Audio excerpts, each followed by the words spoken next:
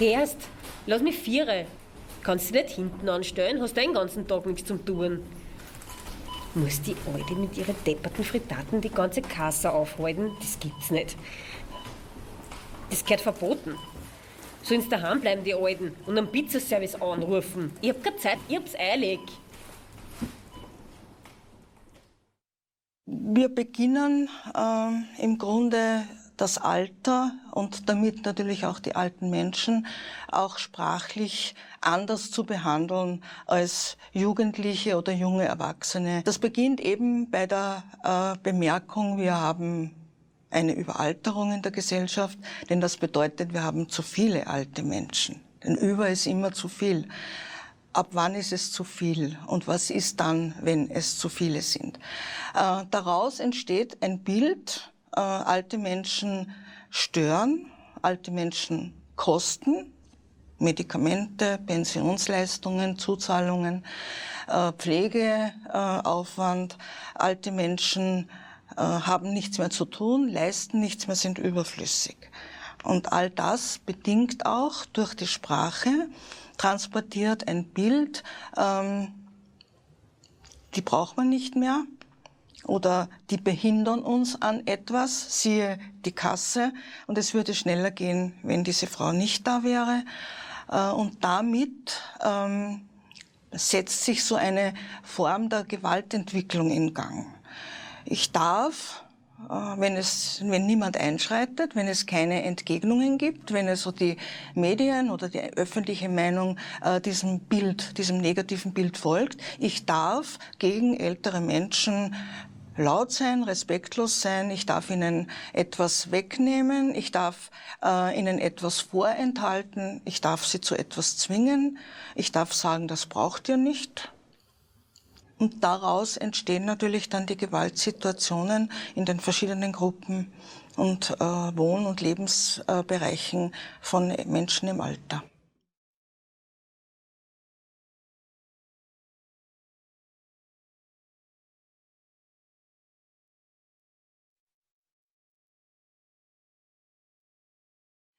Ja, die Wohnung im Dachgeschoss war ja früher mal die Wohnung meiner Mutter.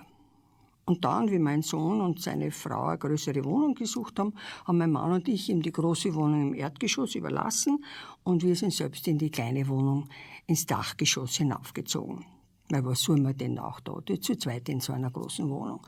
Unser Sohn hat sich sehr gefreut und seine Frau hat gleich gesagt, und wenn ihr was braucht, dann kann ich euch helfen. Ja, also solange mein Mann und ich fit waren, war alles in Ordnung. Ja, mein Mann hat geschnitzt, hat Zeitung gelesen und ich habe gekocht und auch gelesen. Ja, und unser Sohn hat mir seinen alten Computer gegeben und mir auch gleich gezeigt, wie man im Internet alles Mögliche anschauen kann. Und das hat mir richtig Spaß gemacht. Ja, und weil mein Mann und ich uns beim Gehen schon sehr schwer getan haben, waren wir die meiste Zeit zu Hause. Alles ist so dahin gelaufen, bis ich mir den Oberschenkelhalsknochen gebrochen habe. Und danach war ich natürlich schon einige Zeit auf Hilfe angewiesen. Nur zuerst waren wir begeistert von unserer Schwiegertochter, wie sehr sie uns unterstützt hat. Sie hat uns eingekauft, hat mir beim Waschen geholfen, hat mit mir das Gehen wieder geübt. Ich habe mich wirklich richtig von ihr umsorgt gefühlt. Sie ist dann immer öfter zu uns gekommen, auch wie es mir schon wieder gut gegangen ist. Und plötzlich hat sie sich so wie für uns verantwortlich gefühlt. Ich habe mir noch nichts dabei gedacht, wie sie gemeint hat, die Teppiche, die müssen raus, das ist zu gefährlich, da kann man stolpern. Irgendwie war das schon einleuchtend, weil noch einmal so ein Bruch, na danke. Das war schon ungemütlich, aber sie hat schon recht gehabt. Ich habe ja jeden Tag gekocht und habe immer neue Sachen ausprobiert. Im Internet findet man ja sehr interessante Rezepte. Und unsere Schwiegertochter hat uns zu den Ärzten gebracht und hat für uns eingekauft. Und ich habe ihr immer Einkaufslisten geschrieben. Und sie hat einfach andere Sachen gekauft. Zum Beispiel keine Schokolade wegen dem Zucker, Margarine statt Butter wegen dem Cholesterin, keinen Wein wegen dem Blutdruck. Also langsam habe ich mich gefühlt wie ein kleines Kind. Ich habe sie des Öfteren darauf angesprochen und immer wieder hat sie die gleiche Antwort gegeben. Ich schaue ja auf euch und der Doktor hat gesagt, und ihr seid so nicht so unvernünftig, ich will doch nur das Beste für euch. Ich bin oft richtig sauer geworden, aber ich habe nicht gewusst, wohin mit meiner Wut. Was soll man denn machen? Es ist sehr schwer, sich über jemanden aufzuregen, der einem die ganze Zeit hilft. Mir waren ja die Hände gebunden. Ja, und dann habe ich eine Idee gehabt. Ich habe ihr gesagt, Ingrid, ich kann ja selber über das Internet einkaufen. Jetzt, ich weiß es nicht. War das ein Zufall oder hat sie es absichtlich gemacht? Das Internet hat nicht mehr funktioniert. Ich war ja so wütend, aber ich habe wirklich nicht gewusst, ob ich jetzt was falsch gemacht habe beim Gerät oder ob sie uns das Internet wirklich abgedreht hat. Euer Sohn wird sich den Computer anschauen, hat sie gesagt. Und weg war der Computer. Ich war fassungslos. In meiner ganzen Aufregung habe ich dann noch den Backofen vergessen auszuschalten und das Essen ist verbrannt und überall hat es geraucht. Und da ist sie raufgelaufen und hat die Fenster aufgerissen und dann hat sie so getan, als hätte sie uns das Leben gerettet. Also so kann es nicht weitergehen, hat sie gesagt. Und sie wird uns jetzt jeden Mittag das Essen bringen. Na, da habe ich aber protestiert. Und dann hat sie sich aufgeregt. Seid doch nicht vernünftig, es ist doch nur zu eurem Besten. Und so schlecht koche ich ja auch wieder nicht. Und dann plötzlich war sie die Beleidigte. Ja, mein Mann hat immer versucht, alle zu beruhigen. Wie immer. Wir waren wie fremdgesteuert. Weg waren die gemütlichen Abende bei einem Glas Wein. Stattdessen stellt sie uns ohne zu fragen einen Fernseher ins Zimmer. Ich konnte nicht glauben, wie sie über unsere Köpfe hinweg Entscheidungen getroffen hat. In mir hat sie ja immer mehr gebrodelt. Was wir wollten, hat überhaupt keine Rolle mehr gespielt. Innerhalb von nur ein paar Monaten hat sich unsere Situation total gewandelt. Und nicht zum Guten.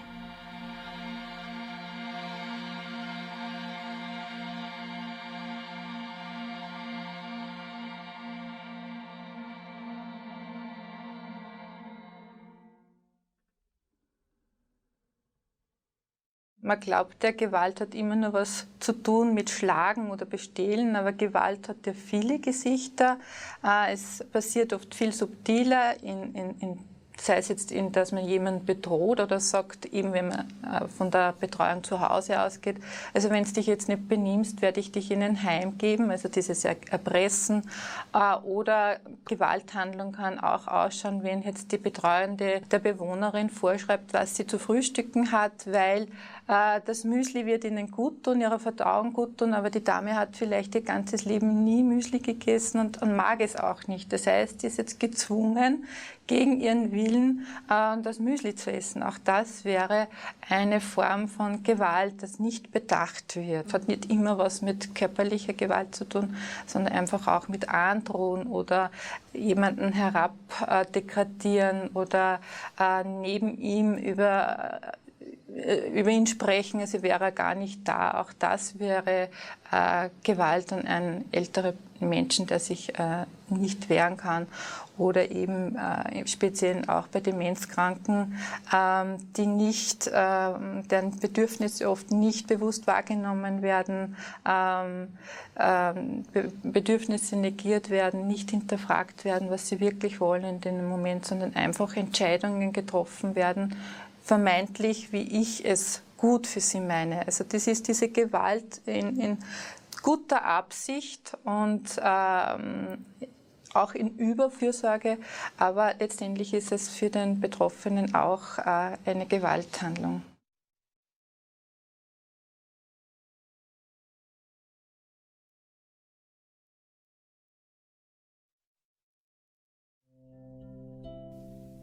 Naja, Erfahrung sammeln natürlich. Ich meine, mit der Zeit bekommt man einfach einen Blick für alles. Wenn man jeden Tag zu Menschen geht und über längere Zeit, dann lernt man diese Menschen eben auch gut kennen und wird sensibel für verschiedenste Veränderungen oder für Dinge, die einem komisch vorkommen. Überhaupt glaube ich, dass man für diesen Beruf Sensibilität braucht, weil sonst kann man das gar nicht gut machen. Man braucht einen Blick fürs Wesentliche, weil für mehr gibt's leider nicht Zeit. Also die Frau M. habe ich erst seit kurzer Zeit betreut. Und ich habe den Eindruck gehabt, dass das dem Mann gar nicht recht war. Er hat immer versucht, mich abzuwimmeln. Er hat gesagt, er braucht keine Hilfe und er kommt allein zurecht und ich soll wieder gehen. Nach meinen Informationen hat die Pflege der Sohn beantragt. Ja, und während der Mann das überhaupt nicht wollen hat, habe ich den Eindruck gehabt, dass die Frau sehr froh war, jedes Mal, dass ich gekommen bin. Ja, mein Bauchgefühl hat mir das einfach gesagt, dass da irgendwas nicht stimmt. Ja, also man muss sich vorstellen, dass jemand wie die Frau M. nach einem Schlaganfall im Bewegungsapparat völlig eingeschränkt ist und sich kaum bewegen kann. Das heißt, sie ist dann natürlich auch völlig abhängig von ihrem Lebenspartner. Nicht nur abhängig, sondern ja, kann sich auch nicht wehren. Die Frau M. konnte ja nach ihrem Schlaganfall auch nicht mehr sprechen. Also sie konnte sich auch nicht mehr ausdrücken. Und da muss man dann schon sehr genau hinschauen. Also ich war einmal in der Woche bei der Frau M. und ich habe mit der Frau M. so eine Art Kommunikation aufgebaut. Also Nicken für Zustimmung und Kopfschütteln für Verneinung. Das ist eigentlich sehr gut gegangen zwischen uns. Wir haben überhaupt eine sehr gute Vertrauensbeziehung aufgebaut. Ja, und einmal ist es halt passiert, dass ich zu früh gekommen bin. Und der Herr M., der hat mich daraufhin gar nicht ins Haus reinlassen wollen. Er hat sich heftigst geweigert und wollte mich wieder abwimmeln. Aber ich war hartnäckig und habe darauf bestanden, hineinzugehen, weil ich wollte ja wissen, ob mit der Frau M. alles in Ordnung ist. Und da bin ich also rein und bin am Schlafzimmer vorbeigekommen. Und da ist mir aufgefallen, erstens einmal, dass das Bett völlig durchwühlt war, was ungewöhnlich ist, weil in dem Haus eigentlich sonst immer alles tiptop geordnet und sauber war. Aber was mir vor allem aufgefallen ist, dass die Vorhänge zu waren am helllichten Tag. Das war auch ungewöhnlich. Und ich bin dann Richtung Badezimmer, weil ich natürlich die Frau M. gesucht habe. Und der Herr M. ist mir nachgelaufen und hat wieder versucht, mich hartnäckig abzuwimmeln. Und da ist mir aufgefallen, dass der Herr M. auch völlig schlampig angezogen war, was auch ungewöhnlich war. Und ich bin stur geblieben, bin rein ins Badezimmer und habe hinter mir die Tür zugemacht. Und da habe ich gesehen, dass die Frau M. völlig verstört dagesessen ist und außerdem war sie sehr schlecht gekleidet. Sie hat nur ein Hemd angehabt und keine Unterhose. Und da habe ich auch sofort gesehen, dass sie Blutergüsse auf den Oberschenkeln gehabt hat. Und ich habe daraufhin sofort gefragt, ob alles in Ordnung ist. Und sie hat das heftig verneint. Und dann habe ich sie gefragt, ob sie Sex gehabt hat mit ihrem Mann. Und das hat sie dann sehr zaghaft und zögerlich, hat sie das bejaht. Und dann habe ich sie gefragt, ob ihr denn das angenehm war. Und da hat sie also ganz, ganz eindeutig verneint. Naja, es ist ja nicht so, dass alte Leute keinen Sex mehr haben oder haben sollen. Das ist ja ganz klar, warum auch nicht. Aber wenn jemand, der körperlich und sprachlich so beeinträchtigt ist, dann kann es dann natürlich schon passieren, dass er das unfreiwillig macht. Und das ist dann auch Vergewaltigung, auch unter Ehepartnern. Und da muss man als Pflegerin wirklich sehr sensibel sein und sehr genau hinschauen. Aber andererseits ist das halt auch ein sehr schwieriges Thema und sehr heikel, weil man darf ja nicht einfach irgendwelche Verdächtigungen aussprechen. Naja, viele der älteren Herren, ich will jetzt nicht sagen alle, aber viele der älteren Herren haben halt immer noch so die Vorstellung, dass die Frau ihnen gehört, dass das ihr Eigentum ist und dass sie halt dann immer zur Verfügung stehen muss, ja, wenn er gerade will. Und ich muss sagen, die Frau M., die hat einen extrem verstörten Eindruck auf mich gemacht.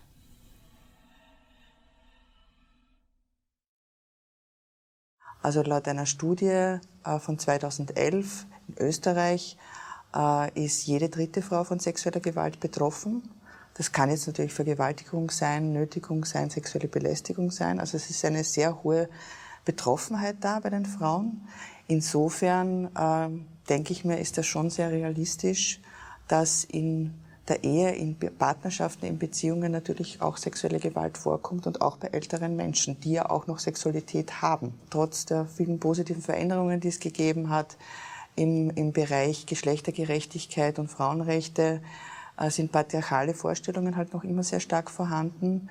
Wenn man jetzt davon ausgeht oder wenn man sieht in den Medien, dass ja auch noch bei der jüngeren Generation Geschlechterrollen, Stereotypen noch sehr stark verankert sind, dann kann man davon ausgehen, dass bei der älteren Generation, also bei alten oder hochbetagten Menschen, das noch viel mehr verfestigt ist. Und ich denke mir, in dieser Situation, die da im Film gezeigt wird, dass er das eben auch als sein gutes Recht empfindet, wenn er Sexualität möchte, dass er sie auch bekommt. Es würde die Situation sicher verbessern, wenn sich eben die Einrichtungen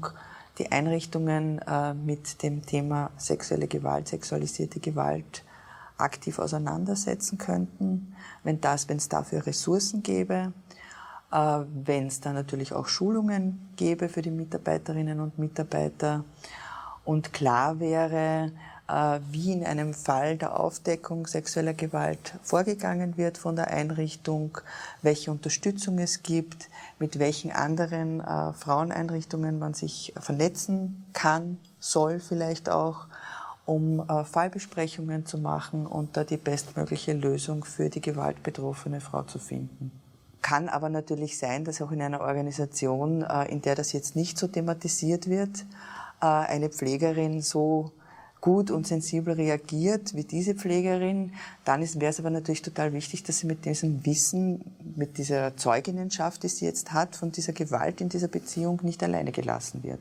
Unter diesen Voraussetzungen, die wir da gesehen haben in diesem Fall, wird es mit ziemlicher Sicherheit ein Betretungsverbot geben.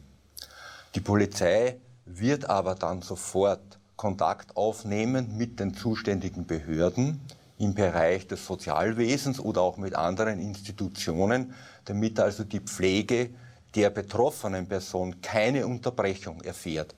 Und wir werden natürlich den Gefährder wegweisen und ein Betretungsverbot machen. Die Polizei steht auf Seiten der Opfer. Die Polizei kann nur dann für die Opfer da sein, wenn die Polizei von solchen Problemen, von Gewalt erfährt. Und daher ist es ganz, ganz wichtig, und da appelliere ich noch einmal an alle, die mit Pflege zu tun haben, vor allem auch für die mobile Pflege und natürlich auch für die Opferschutzgruppen der Krankenanstalten oder Krankenhauspersonal, wenn sie Gewalt sehen, Gewalt feststellen, von Gewalt hören, das der Polizei mitzuteilen, damit wir eben etwas dagegen tun können. Es ist aber nicht nur für Pflegepersonal sozusagen. Ich würde generell sagen, jeder Mensch oder jeder Bürger und Bürgerin, die von Gewalt erfahren, sollten das der Polizei zum Schutze der Opfer mitteilen.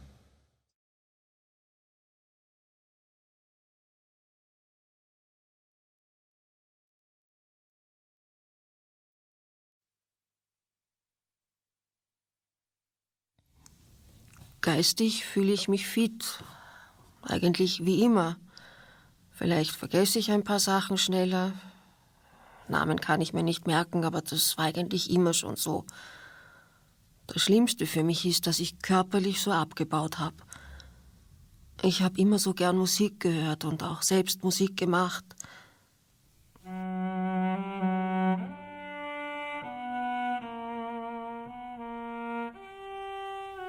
Mein Cello ist mein Ein und Alles. Aber jetzt, meine Ohren, ich höre ganz schlecht. Und durch die Gicht kann ich nichts mehr richtig angreifen. Jetzt kann ich weder Musik hören noch Cello spielen und das ist furchtbar. Was mache ich jetzt den ganzen Tag? Ich sitze einfach nur da von früh bis spät. Ich schaue aus dem Fenster und warte. Ich warte und warte und warte. Aber auf was warte ich eigentlich? Ich lebe in meiner Vergangenheit und kann es gar nicht glauben, dass ich hier alleine bin, wo wir doch einmal alle zusammen waren. Mein Mann ist gestorben. Die Tochter lebt nur noch für ihre Arbeit und die Enkelkinder studieren im Ausland. Ins Altersheim, das will ich nicht. Ich habe doch hier fast mein ganzes Leben verbracht. Die Wohnung ist voll von Erinnerungen. Und da fühle ich mich wohl. Wenn ich das auch noch verliere, dann weiß ich gar nicht mehr, wer ich bin. Der Höhepunkt des Tages war immer die mobile Pflegerin, die Christine. Ja, auf die habe ich mich immer gefreut. Eine Richtige Freundin war das. Ja, leider ist sie schwanger geworden. Ja, eh schön natürlich, aber sie ist mir so ans Herz gewachsen. Ich gebe schon zu, dass ich es der neuen Pflegerin nicht leicht gemacht habe. Ich kann einfach nicht so schnell neues Vertrauen finden und habe sie immer mit der Christine verglichen. Ich war so unglücklich und wir haben überhaupt nicht zueinander gepasst. Ich wollte reden und sie wollte nur zack, zack alles machen und wieder gehen. Glauben Sie vielleicht, ich habe ewig Zeit? Hat sie dauernd gesagt. Da warten noch viele andere auf meine Hilfe. Sie haben ja keine Ahnung, unter welchem Druck ich stehe.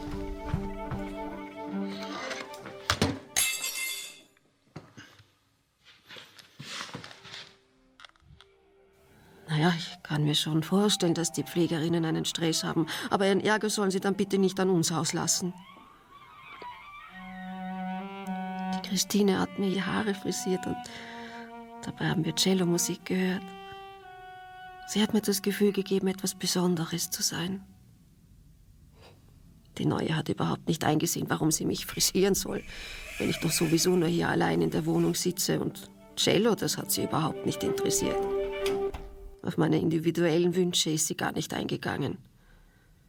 Sie hat nur gemeint, dass es dafür wirklich keine Zeit gibt. Dafür habe ich dauernd baden müssen. So oft habe ich mich ja früher nicht einmal gewaschen. Ich habe ihr gesagt, ich brauche das nicht. Wollen Sie vielleicht stinken? Und außerdem gibt es einen genauen Plan, weil man muss das ja auch alles dokumentieren. Nachdem meine Tochter meine Unzufriedenheit an den Vorgesetzten weitergeleitet hat, ist es noch schlimmer geworden. Es war ein richtiger Albtraum. Sie hat mir sogar gedroht, wenn ich mich noch einmal über sie beschwere, dann wird es ungemütlich. Die Pflegerin hat mich sogar als Schwein beschimpft. Ich habe nicht mehr schlafen können. Ich habe nur mehr Angst gehabt, wenn es wieder an der Türe läutet. Alle meine Gedanken haben sich nur mehr um diesen Konflikt gedreht. Wir sehen in der Praxis sehr häufig, dass die strukturellen Probleme zu sehr angespannten Betreuungssituationen führen und es kommt eben auch sehr häufig zur Überforderung des Betreuungspersonals und dies kann eben dann zu Gewalt an älteren Frauen und Männern führen. Das hat eben sehr oft mit den sehr knappen Zeitvorgaben des Pflegepersonals zu tun und da entsteht ein enormer Druck und dieser Druck wird eben dann vom Pflege- und Betreuungspersonal eben in der Betreuungssituation weitergegeben und es kommt eben dann zu dieser sehr angespannten Arbeitsatmosphäre. Ja, also neben den strukturellen Rahmenbedingungen ist ja auch die Organisationskultur von enormer Bedeutung. Wie wird in der Organisation das Thema Gewalt thematisiert? Gibt es dazu Schulungen? Gibt es Fortbildungen? Wird das bei Teambesprechungen angesprochen? Herrscht hier eine Kultur der Offenheit? Kann man sich bei Problemen an die Vorgesetzten wenden? Und hier ist es uns eben sehr wichtig, dass eben innerhalb von Organisationen, dass hier Leitlinien erarbeitet werden. Wie geht man um in solchen Situationen, dass eben hier jeder Mitarbeiter weiß, ich kann mich an eine Kollegin oder an meine Vorgesetzte wenden, um das offen auch auszusprechen. Denn jede Organisation im Bereich der Langzeitpflege oder die meisten haben mittlerweile Qualitätsmanagementsysteme implementiert und dass man hier eben auch diese Indikatoren für Gewalt mit aufnimmt, weil dann könnte ich das auch regelmäßig beobachten und schauen, wie sieht die Situation bei uns in der Organisation aus. Und eben auf der persönlichen Ebene, auf der Mitarbeiterebene ist es ganz wichtig, dass wir hier Schulungen, Fortbildungen anbieten, Teambesprechungen, um hier die Mitarbeiter zu sensibilisieren, damit sie die Risikofaktoren frühzeitig erkennen, damit sie ihr eigenes Tun reflektieren, damit sie selbst auch diese Haltung entwickeln und bei sich selbst erkennen, wo jetzt komme ich in eine Situation, die mich überfordert. Stopp.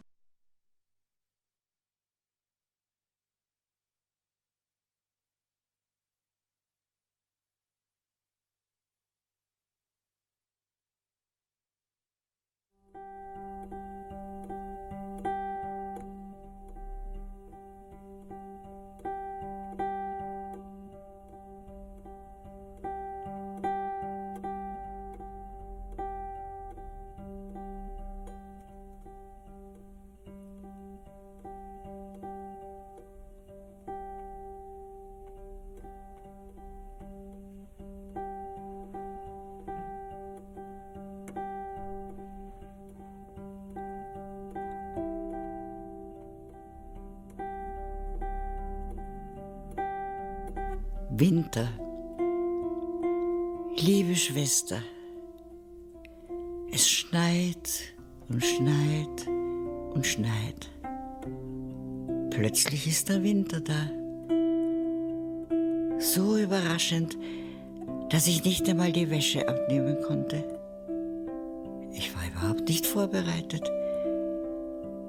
Jetzt ist kein Holz im Haus. Die Gartenmöbel stehen noch draußen und werden kaputt. Ach, Christa, ich komme einfach nicht mehr zurecht. Und es ist niemand da, der mir helfen könnte. Ich hoffe, dir geht es besser und du kommst mich bald mit deinem Mann besuchen. Alles Liebe, Brigitte.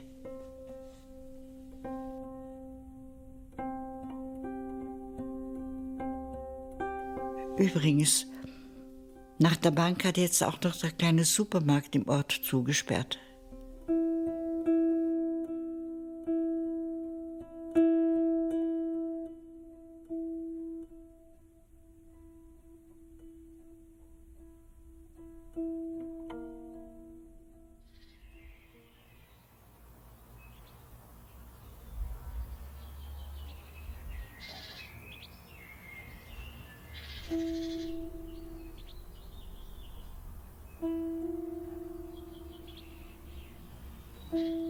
Frühling. Liebe Christa, heute sind die ersten Sonnenstrahlen beim Fenster hereingekommen und stell dir vor, wer plötzlich in meinem Garten steht. Der Josef. Du weißt ja, mein Enkel, der als Kind so viel bei mir war. Mein Gott, habe ich den lange nicht mehr gesehen. Er fragt mich, ob ich vielleicht Hilfe brauche. Was für ein Glück. Er lebt allein, ganz in der Nähe. Er hat keine Arbeit und viel Zeit. Gleich hat er begonnen, im Garten aufzuräumen und hat die Gartenmöbel lackiert. Ich bin so froh. Hoffnungsvolle Grüße, Brigitte.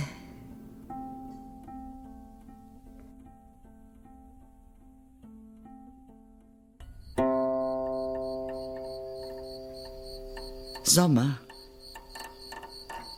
Liebe Christa, ich hoffe, du und dein Mann genießen den Sommer. Ich sitze viel vor dem Haus in der Sonne. Josef ist oft da, sehr oft. Er hat jetzt einen eigenen Schlüssel. Manches Mal ist mir das schon zu viel. Vor allem, wenn er mit Freunden kommt und bis in die Nacht laute Musik hört.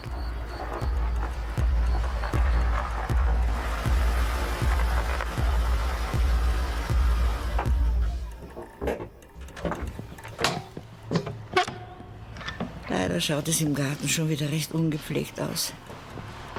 Der Josef hat auch nicht mehr so viel Interesse an der Arbeit, obwohl ich ihm doch immer einiges Geld dafür gebe. Meine Schmerzen in der Hüfte werden immer schlimmer und ich kann nicht mehr selbst in die Stadt fahren. Josef hat jetzt mein Sparbuch und hebt für mich Geld ab und kauft für mich das Notwendigste ein. Ich fühle mich schon ein wenig ausgeliefert.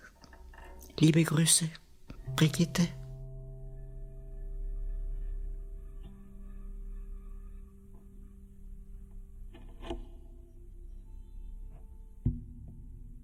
Herbst. Liebe Christa, stell dir vor, was passiert ist. Josef sollte mir wieder ein Geld von der Bank mitbringen. Zurückgekommen ist er da mit einem neuen Rasenmäher und vielen anderen für mich unnötigen Dingen. Ich habe ihm gesagt, dass er mich unbedingt vorher fragen muss, wenn er etwas von meinem Geld kauft. Da ist er sauer geworden und hat mich beschimpft. Was für eine geizige Alte ich bin und dass ich froh sein soll, dass er sich um mich kümmert. Was soll ich denn jetzt machen? Ich kann doch mein Enkelkind nicht bei der Polizei anzeigen. Er wohnt schon einige Zeit im Zimmer ober mir. Das hat er sich eingerichtet. Vermutlich auch mit meinem Geld. Die meiste Zeit ist er da oben und kümmert sich sonst um nichts. Und Zeit zu Zeit stellt er mir einen Sack mit Einkäufen in die Küche. Ich habe keine Ahnung, wie viel Geld er schon von meinem Sparbuch abgehoben hat. Bitte, Christa, kannst du mich nicht einmal besuchen kommen? Ich verliere gerade die Kontrolle über mein eigenes Leben.